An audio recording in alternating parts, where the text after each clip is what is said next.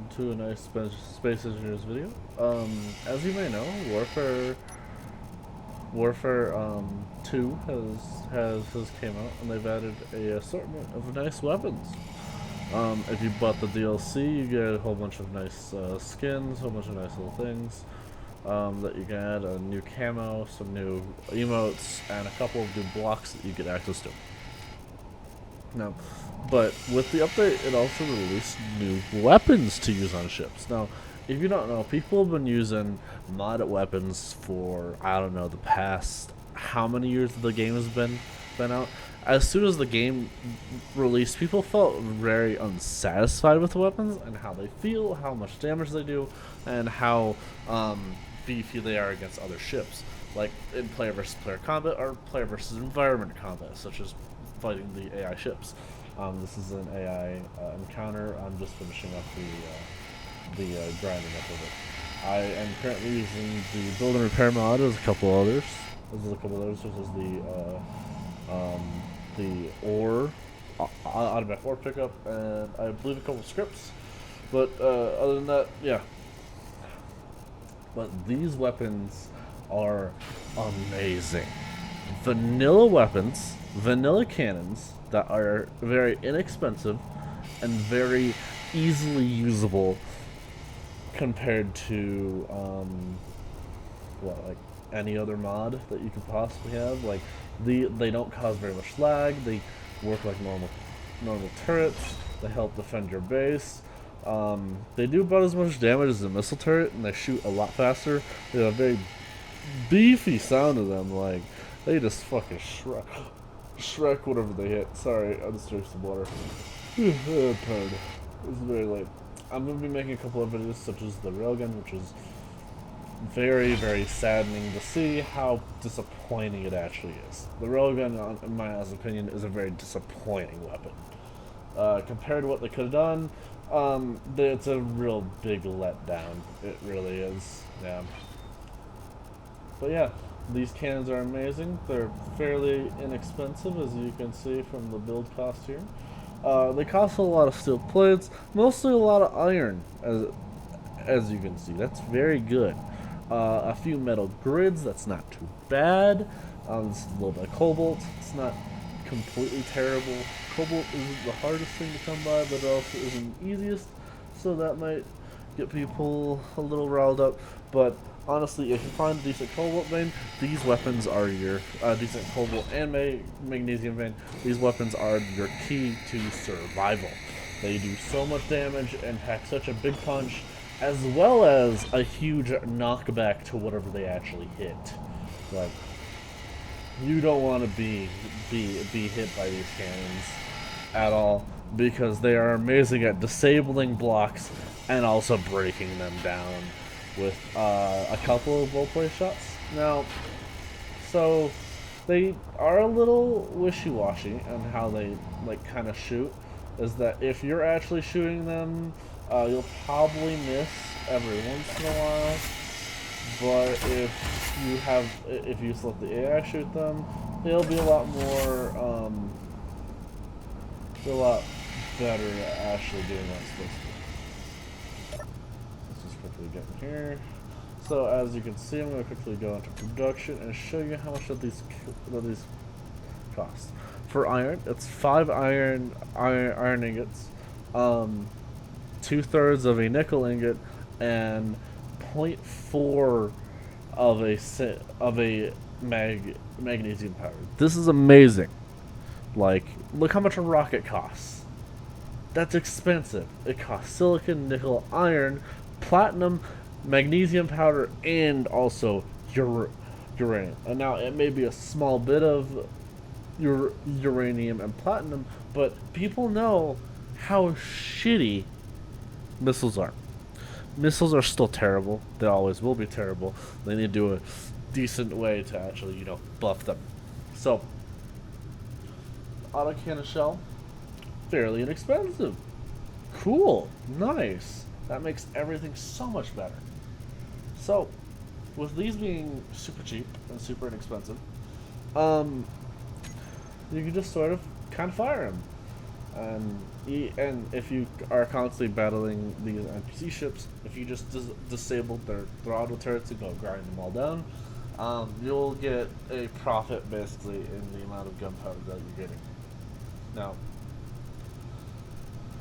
is this sort of viable in a way? Yes, yes it is. These are very viable weapons to use against NPCs or player ships. They are amazing. If I do, they'll probably fire.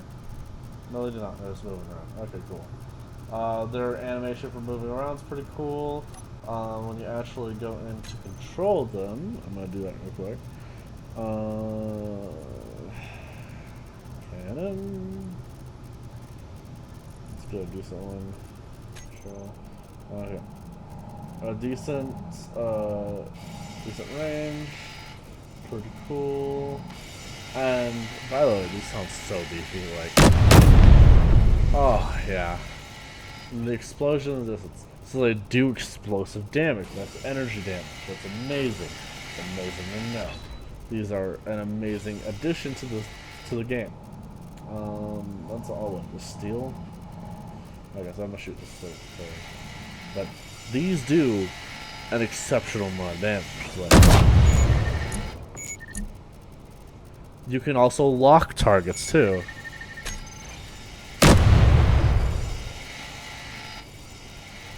So with the new crosshair system, locking targets basically allows you to get a secondary crosshair. So let's say this was moving. Well, this would then have a nice little aimer, so that way you can go like, oh, if it's moving in front of me, I can aim on that little marker and it should hit.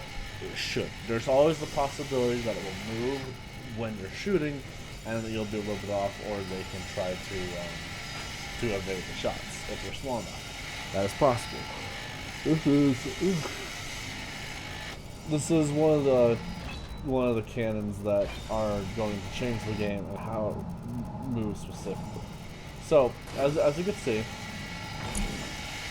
you can just, and the reload is a little bit slow, but for you being able to, with those 2 shots, being able to just, just say lock onto a target and be able to disable one of its main functions, like one of its turrets. If you're able to disable one of their turrets with or even 2 of the turrets, you can do 2 of the turrets. This also has splash damage too, so you can hit multiple things.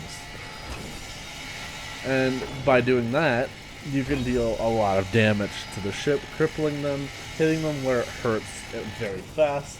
And if you have multiple of these, it just shreds whatever's trying to come after you. I've had already multiple NPC ships try to come after me with these on my ship, and it was laughably how little damage was actually costing me, how much damage was actually costing them. And just 2 shots of this, or two volleys, it disabled the front thruster and also both of the small machine guns on the Valiant. And if you don't know what the Valiant is, if you go after any of the spat ships, it likes spawning those on the mining carriages, I believe. The mining transports, whatever the ones that have the 4 large cargo containers carrying resources.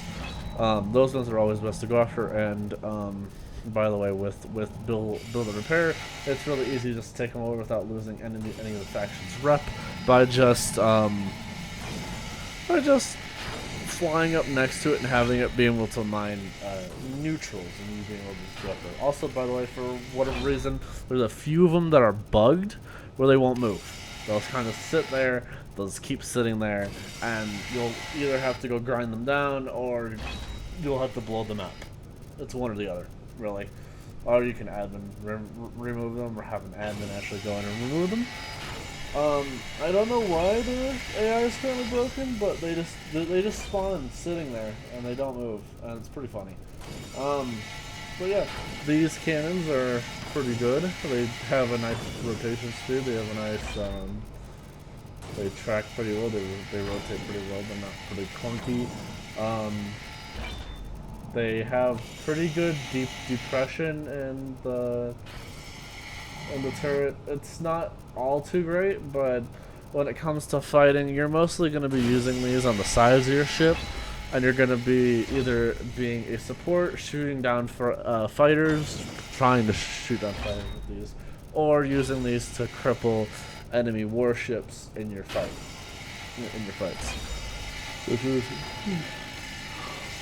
Taking out their bridge or going for turrets or other vital components of their ship. Yeah.